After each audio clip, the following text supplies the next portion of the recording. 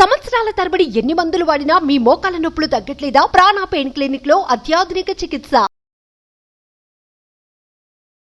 Hello MN Kashyap గారు. Hello Nagaraj గారు. కొండను చూసి భయపడతారని కొంతమంది.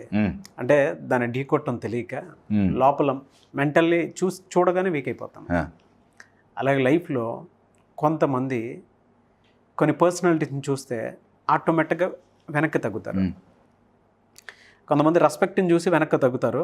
అది వేరే వెర్షను. దాని గురించి ఇప్పుడు ఈ డిస్కషన్లో వద్దు.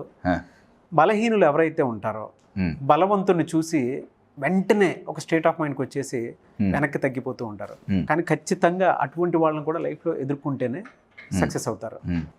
సో ఈ వీడియోలో వాళ్ళ కోసం ఏం చెప్తారు? బలవంతుని ఎదుర్కోవాలంటే ఎలా? అవును, బలవంతుని ఎదుర్కోవడానికి మన దగ్గర ఆస్తులు ఉండాలండి. ఆస్తులు అంటే డబ్బులు కాదండి. అంటే డబ్బుంటే ఎదుర్కోవచ్చు అని నేను చెప్పట్లా. ఆ ఆస్తి కాదు నేను చెప్పే. ఈ ఆస్తి మానసికమైన ఆస్తి. ఓకే, దీన్ని ఒక కొలమానం ప్రకారం కొలవలేని ఆస్తి. It's an intangible asset. ఆ ఆస్తే బలం. ఓకే, బలం అంటే ఫిజికల్ స్ట్రెంగ్త్ కాదండి. This is mental power. ఇక్కడ రెండు, ఒకటి మానసిక బలం, ఇంకొకటి బుద్ధి బలం. ఈ రెండు ఉన్న ఒక వ్యక్తి, రైట్, ఆయన కంటే 10 రెట్లు బలవంతుణ్ణి ఎలా ఎదుర్కొన్నాడో ఒక స్టోరీ చెప్తా అండి. అవునా? ఓకే. ఈ భారతదేశంలో, ఈ భరత భూమిలో భారతమాత ఎంతో గొప్ప వీరులకి జన్మనిచ్చింది. వాళ్ళు వాళ్ళ తుది శ్వాస వరకు భారతదేశానికి సేవ చేశారు. అటువంటి ఎంతోమంది వీరులు ఇప్పటికీ సేవ చేస్తూనే ఉన్నారు. ఆ లిస్టులో ఆ కోవకు చెందిన ఒక వీరుడి కథ నేను ఇవాళ చెప్తా. ఓకే. ఈ కథ సెలెక్ట్ చేసుకోవడానికి మెయిన్ రీజన్, ఆయన గారి గురించి ఇండియాలో ఎస్పెషల్లీ తెలుగు రాష్ట్రాల్లో చాలా చాలా తక్కువ మందికి తెలుసు. అటువంటి వీరులలో ఒక గొప్ప వీరుడి కథ, ఒక గొప్ప సైనికుడి కథ, ఒక గొప్ప బోర్పు ఖాన్ కథ. బోర్పు ఖాన్ అంటే పేరు కాదండి. ఒరియా భాషలో, ఒరిస్సా రాష్ట్రంలో వాళ్ళు మాట్లాడే భాషలో బోర్పు ఖాన్ అంటే ఒక సేనాధిపతి. ఎటువంటి సేనాధిపతి అంటే మొఘల్ సామ్రాజ్యాన్ని సైతం గడగడలాడించి వణికించి ఓడించిన అత్యద్భుతమైన అతి బలవంతమైన సేనాధిపతి. లచిత్ బోర్ఫుఖాన్ అక్కడ యువకుల నరనరాల్లో ఉంటారు. అబ్సల్యూట్లీ. అక్కడ ప్రతి యువకుడి నరనరాల్లో ఇప్పటికీ ఆయన ఉన్నారు. ఎందుకున్నారంటే ఔరంగజేబు లాంటి వాళ్ళ జేబులు ఖాళీ చేయించిన వ్యక్తి ఆయన.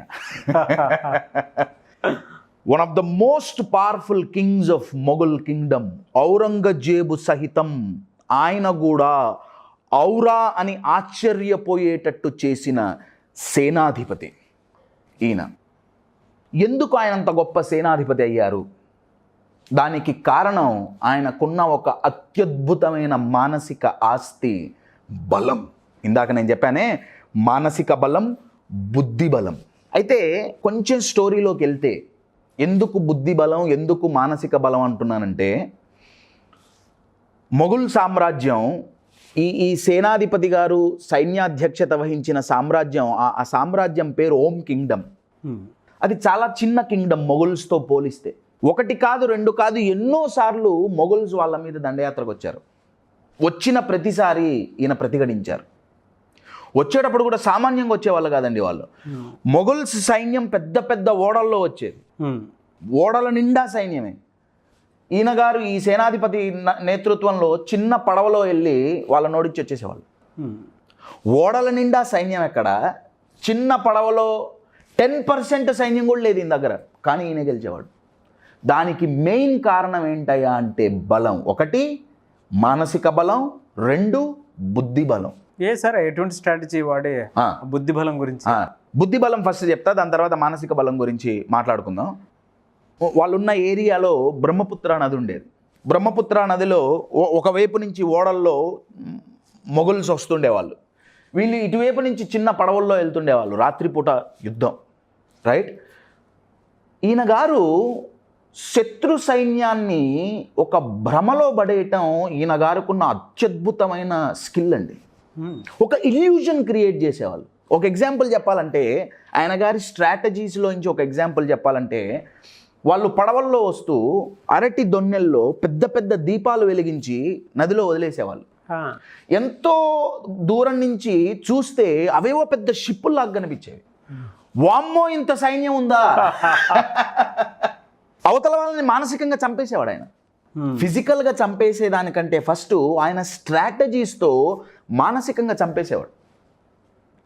సైన్యాన్నంతా క్యామోఫ్లాజ్ చేసి అవతల వాళ్ళ సైన్యాల్లో పంపించేవాడు. అవతల వాళ్ళ సైన్యంలో శత్రు సైన్యం ఉందని తెలియదు. వీళ్ళపై వాళ్ళని చంపేసేవాళ్ళు. ఒకటి కాదు, రెండు కాదండి, కొన్ని వందల స్ట్రాటజీస్. ఆయన ఉపయోగించిన స్ట్రాటజీస్ బుద్ధి బలానికి నెంబర్ 1 ఎగ్జాంపుల్. అది ఎన్ని వీడియోలు చేసినా తక్కువే. నా దృష్టిలో అయితే ఒక సినిమా తీయాలి, అంత బుద్ధి బలం. అయితే ఈ బుద్ధి బలం రావటానికి కారణం ఆయన మానసిక బలం అండి. ఒక్కసారి ఆలోచించండి, అవతల వాళ్ళ సైన్యం వీళ్ళ సైన్యం కంటే 10 రెట్లు పెద్దది. మొఘల్ సామ్రాజ్యం అంటే మాటలు కాదు కదా, మాటలు కాదు. మొఘల్ చక్రవర్తి అంటే అంత ఈజీ కాదు కదా. 10 రెట్లు 15 రెట్లు ఎక్కువ సైన్యం ఉన్న, ఇప్పుడు నా దగ్గర థింకింగ్ కెపాసిటీ ఉందండి. ఫర్ అన్ ఎగ్జాంపుల్, నేను స్ట్రాటజీ చేయగలను, ఓకే, నేను మంచి ఆలోచనలు నా దగ్గర ఆ శక్తి ఉంది, ఆలోచించే శక్తి. అది ఎప్పుడు వస్తుంది? నేను ఫస్ట్ మానసికంగా ధైర్యంగా ఉంటాయి కదా. అవును, నేను ఈ పని చెయ్యగలను. అవతల వాళ్ళ సైన్యాన్ని చూసే మానసికంగా వీక్ అయిపోతే స్ట్రాటజీ ఇచ్చే శక్తి ఉన్నా ఆ శక్తి బయటికి రాదు. కానీ ఈ సేనాధిపతి, ఇందాక మీరు అన్నారే ఆయన గారి పేరు లచిత్ బోర్ఫుఖాన్. బోర్ఫుఖాన్ అని ఎందుకు అన్నారంటే సేనాధిపతిని బోర్ఫుఖాన్ అంటారు కాబట్టి ఆయన బోర్ఫుఖాన్ అన్నారు. ఆయన గారి పేరైతే లచిత్. లచిత్ అని ఎందుకు పెట్టారంటే ఈ లచిత్ అనే పిల్లగాడు, చిన్న పిల్లగాడు ఒక ఆయనకి దొరికారండి. తేయాకు తోటలో, టీ ప్లాంటేషన్లో దొరికారు. దొరికినప్పుడు ఆయన రక్తపు మడుగుల్లో పడున్నాడు, ఒంటి నిండా రక్తం. చిన్న పిల్లగాడు, పసిపిల్లగాడు, అప్పుడే పుట్టాడు. ఒరియా లాంగ్వేజ్లో లా అంటే రక్తం, చిత్ అంటే తడిసిపోవటం. రక్తంలో తడిసిపోయి ఈ పిల్లగాడు ఉన్నాడు కాబట్టి వాళ్ళ నాన్నగారు లచిత్ అని పేరు పెట్టారు. సైనికుడుగా చేసి ఆ ఓం కింగ్డంలోకి పంపించారు. ఒక సామాన్య సైనికుడు సేనాధిపతి అయ్యి చాలా చిన్న సైన్యంతో మొఘల్ సామ్రాజ్యాన్ని ఆడించాడంటే అతను మానసికంగా ఎంత దృఢంగా ఉన్నాడు, మానసికంగా ఎంత బలంగా ఉన్నారు ఒకసారి ఆలోచించండి. మానసికంగా బలంగా ఉండటం అనేది అత్యద్భుతమైన, అతి వాల్యుబుల్ అయిన ఆస్తి అండి, మానసిక బలం. లచిత్ గారిలో అది ఉంది. అదేలేండి, మీరు ఇందాక చెప్పారు కదా, అరిటాకులో దీపాలు పెట్టించి, వాట్ ఏ స్ట్రాటజీ. అవునండి, అవతల వాళ్ళని భయపెట్టాలి అని అంటే ఇంతమంది మా దగ్గర ఉన్నారు, మా దగ్గర ఇంత సైన్యం ఉంది అనేటువంటి భ్రమ కలిగించడం అంటే మామూలు విషయం కాదు. అసలు అది కూడా మొఘల్ సామ్రాజ్యం. అవునండి, అసలు అది వినంగానే చనిపోతాం మానసికంగా. అవతలవాడు మనకంటే ఎక్కువ అన్న ఆలోచన ఎప్పుడైతే వస్తుందో, ఇందాక మీరు క్వశ్చన్ అడిగారు కదా, నేను వీక్గా ఉంటే అవతలవాడు స్ట్రాంగ్గా ఉంటే ఎలా, నేను వీక్గా ఉన్న ఆలోచన it self will kill us. శత్రు సైన్యం వచ్చి చంపక్కర్లా. ఎందుకంటే ఇప్పుడు యుద్ధాలు లేవు కదండి. ఇప్పుడు లచిత్ గారి గురించి తెలుసుకొని ఏంటి మనం చేయాలి, అది నా క్వశ్చన్. ఆయన గారి మనస్థితి ఏదైతే ఉందో అది గనక మనం తెచ్చుకోగలిగామా. ఆయన గారు ఎలా తెచ్చుకున్నారంటే, అవతల వాళ్ళ సైన్యం కంటే ఆయన సైన్యం చాలా చిన్నగా ఉన్నా సరే మేము ఓడించగలం అన్న కాన్ఫిడెన్స్, అన్న నమ్మకం ఏదైతే ఉందో అది వాళ్ళని నిలబెట్టింది. అక్కడ ఉన్న ఏరియాలో స్టూడెంట్స్కి నరాల్లో ఉంటారండి సార్. అవునండి, ఇప్పటికీ మీరు అన్నట్టు ఆయన గారి పేరు చెబితే ఆటోమేటిక్గా రీఛార్జ్ అయిపోతారు ఒరిస్సా పీపుల్. ఈ వీడియో ద్వారా ప్రాబబ్లీ తెలుగు పీపుల్ కూడా రీఛార్జ్ అవుతారని నేను భావిస్తున్నా. ఈ పదం వినండి, బలం చాలా చిన్న పదం. ఎవరికైతే మానసిక బలం ఉంటుందో, ఒక వ్యక్తి మానసికంగా బలంగా ఉన్నాడా, ఆ ఒక్క వ్యక్తే ఒక దళంతో సమానం. దళం అంటే టీం కదండి. మీరు ఈ లచిత్ గారి టీం చూస్తే బలగం చాలా తక్కువ, కానీ వాళ్ళకి ఎక్కువ ఏంటయా అంటే మానసిక బలం. మానసిక బలం అనేది చాలా కంటేజియస్ అండి, చాలా కంటేజియస్ అనగా అదేదో అంటువ్యాధి కాదు, కరోనా లాగా అంటుకుంటుందని కాదు. కరోనా వైరస్ ఎంత ఫాస్ట్గా అయితే అంటుకుంటుందో, ఒక వ్యక్తిలో మానసిక బలం ఉంటే ఆయన ఇంకో 10 మందికి అంటించగలడు. లచిత్ గారు చేసింది అదే. It's a great leadership quality. Your getting it. నా క్వశ్చన్ ఏంటంటే, ఇందాక నేను అన్నట్టు ఇప్పుడైతే యుద్ధాలు లేవు, మనం ఎవరం యుద్ధాలు చేయట్లా. చుట్టూ సొసైటీ ఉంటుంది కదా. అబ్సల్యూట్లీ. ఒక ఎగ్జాంపుల్ చెప్తానండి. మీరు అన్నారు కదా సొసైటీతో యుద్ధం అని. అత్తారింటికి దారేది సినిమాలో పవన్ కళ్యాణ్ గారిది ఒక డైలాగ్ ఉంది, కంటికి కనిపించని వాటితో బయటికి కనిపించని యుద్ధం చేస్తున్నాం మనం, నేను యుద్ధం చేస్తున్నా అంటాడు ఆయన. రైట్. మనకి కంటికి కనపడని లోపలున్న శత్రువులు ఎవరయ్యా అంటే, నంబర్ 1 మన మీద మనకున్న డౌట్ అండి. మన మీద మనకున్న డౌట్, ఇది లోపలున్న శత్రువు. బయట నుంచి వచ్చే శత్రువు ఏంటంటే, మనల్ని ఎప్పుడూ తక్కువ చేస్తూ మాట్లాడే మాటలు. నేను ఆ మాట్లాడిన వాళ్ళని శత్రువులు అనట్లా, ఇది బాగా గుర్తుంచుకోవాలి. Your getting it. ఆ మాటలు ఏదైతే ఉన్నాయో, మనల్ని తక్కువ చేసి మాట్లాడటం, మనల్ని అవమానించటం, రైట్, ఆ మాటలు మనకి బయట నుంచి వచ్చే శత్రువులు. మన లోపల నుంచి వచ్చే శత్రువు ఏంటంటే, ఆ మాటలు విని వాళ్ళు చెప్పిన మాటలు నమ్మి మనల్ని మనం డౌట్ చేసుకోవటం మన లోపలున్న శత్రువు. ఈ 2 శత్రువులతో యుద్ధం చెయ్యాలి అంటే ఫస్ట్ మనకు కావాల్సింది మానసిక బలం. ఆ బలం కావాలి అంటే లచిత్ బోర్పుఖాన్ గారు తన మీద తనకి ఎట్లయితే నమ్మకం పెట్టుకున్నాడో, మన మీద మనం నమ్మకం పెట్టుకోవాలి. మన మీద మనకు నమ్మకం ఉందా, అది ఎటువంటిదైనా, ఆ మాట అవతల వాళ్ళ మాట ఎటువంటిదైనా, ఎంత నెగిటివ్ అయినా, పరిస్థితి ఎంత నెగిటివ్గా ఉన్నా సరే మనస్థితి స్ట్రాంగ్గా ఉందా, ఎదుర్కోవచ్చు. Example Lachit Borphukan. Simple example. ఇప్పుడు అందరూ సెర్చ్ చేస్తారు అనుకుంటా, ఎందుకంటే ఆయన స్ట్రాటజీ గురించి చాలా మంది తెలుసుకోవాలి. Very good example. Very good. Very powerful person. Very powerful person. Unfortunately చాలా తక్కువ మందికి తెలుసు. అవునండి, ఇండియాలో చాలా చాలా తక్కువ మందికి తెలుసు. తెలియని వాళ్ళు లేరు అని కాదు, చాలా తక్కువ మందికి తెలుసు. మధ్య నరేంద్ర మోదీ గారు మెన్షన్ చేశారు ఒక స్పీచ్లో, ఆయన గారు ఒరిస్సా వెళ్ళినప్పుడు ఆయన గారు ఒక స్పీచ్లో లచిత్ బోర్పుఖాన్ గారి 400వ బర్త్డే రోజు ఆయన గారి గురించి మాట్లాడారనమాట. అయితే మన మీద మనకు నమ్మకం ఉంటే మానసికంగా బలంగా ఉంటాం. మానసికంగా బలంగా ఉంటే మన బుద్ధి బలం పెరుగుతుంది. మన బుద్ధి బలం పెరిగితే మనం ఏమైనా చేయగలం అని ఇప్పటి వరకు మాట్లాడుకున్నాం కదా. అయితే నా క్వశ్చన్ ఏంటంటే, మరి మన మీద మనకు నమ్మకం ఎలా కలుగుతుంది? అది నెక్స్ట్ క్వశ్చన్ కదండి. అవును. లచిత్ బోర్పుఖాన్ గారు ఏం ఆలోచించుంటారు, అరే నా దగ్గర ఇంత సైన్యమే ఉందే, నేను ఎలా పోరాడతా, అది కూడా ఎవరితో, మొగుల్స్తో, ఎలా కుదురుతుంది?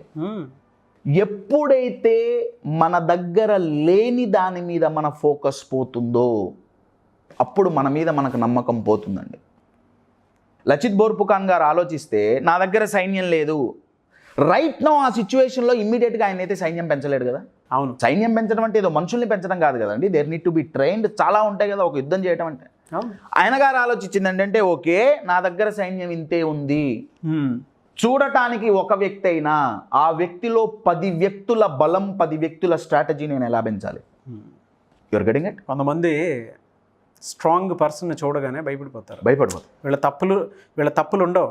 కొంతమంది ఏం చేస్తారు అని అంటే, ఎదుటోడు బలమైనోడు అని మనం ఏం చేయలేము అనుకున్నప్పుడు తప్పు లేకపోయినా సరే కాంప్రమైజ్ అయిపోయి వెళ్ళిపోతారు. అవునండి, ఎదుటివాడు బలమైన వాడే, నేను కాదనట్లా. అయితే నేను బలమైన వాడిని కాదు అనుకోవటంలో ఈ కాంప్రమైజ్ వస్తుందండి. ఇది self respect issue. Lachit Borphukan గారి గురించి ఎట్లాగో టాపిక్ వచ్చింది కాబట్టి ఆయన గారి గురించి ఒక ఆర్టికల్లో 2 విషయాలు రాశారండి. దాంట్లో ఒక విషయం ఏంటంటే, ఆయన ప్రాణమైనా వదిలేస్తాడేమో కానీ సెల్ఫ్ రెస్పెక్ట్ మాత్రం వదులుకోడు. సెల్ఫ్ రెస్పెక్ట్ ఇక్కడ అహంకారం గురించి నేను అది వేరండి టోటల్గా, అది వేరు. ఆయన గారికి ఉన్న సెల్ఫ్ రెస్పెక్ట్ ఏంటంటే, అవతల సామ్రాజ్యం ఎంత పెద్దదైనా సరే నేను ఎదురించగలను, నేను తక్కువ కాదు. నంబర్ 1. నంబర్ 2, ఆయనకున్న వాల్యూస్ అండి. ఆయనకున్న వాల్యూస్ అండ్ ఇంటెగ్రిటీ ఎంత గొప్పదంటే, ఆయన సొంత పినతండ్రి దేశ రక్షణలో కరెక్ట్గా లేకపోతే ఆయన సొంత పినతండ్రి తల తెగ నరికిన వ్యక్తి అండి ఆయన. నాకన్నిటికంటే దేశ సంరక్షణే ముఖ్యం, నా రాజ్యాన్ని నేను సంరక్షించుకోవాలి, దానికి నా వాళ్ళు ఏ నాటకాలు చేసినా నేను ఊరుకోను ఆ level value and integrity self రెస్పెక్ట్తో వస్తుందండి. అవును. మీరు ఇందాక అంటున్నారే బయటవాడు పెద్దవాడు, ఓకే ఆయన గారు పెద్దవారే, నేను కాదనట్లా, కానీ నన్ను నేను ఎందుకు తక్కువ చేసుకోవాలి? ఆయన దాకా రీచ్ అయ్యాము అని అంటే మన దగ్గర ఏమీ లేకుండా అక్కడ దాకా ఎందుకు రీచ్ అవుతాం? That's a very powerful question. Yeah, మన దగ్గర ఏం లేకపోతే ఎందుకు రీచ్ అక్కడ దాకా ఎందుకు రీచ్ అవుతాం? Absolutely. We have something, but మనల్ని మనం దాచుకుంటాం. మీరు చెప్పిన స్ట్రాటజీ ఒకటి ఉండాలండి, ఎదుటి భయపెట్టాలి కానీ. అవును, గ్రేట్. మన మీద మనకు ఎప్పుడైతే నమ్మకం కుదిరిందో కలుగుతుందో, my dear friends, we get that inner power. It recharges us every second. Belief is an emotional power bank. Thank you so much brother, and wish you all the best. Thank you. Suman టీవీలో మీ personal and business promotions కోసం కింది నెంబర్కి contact చేయండి.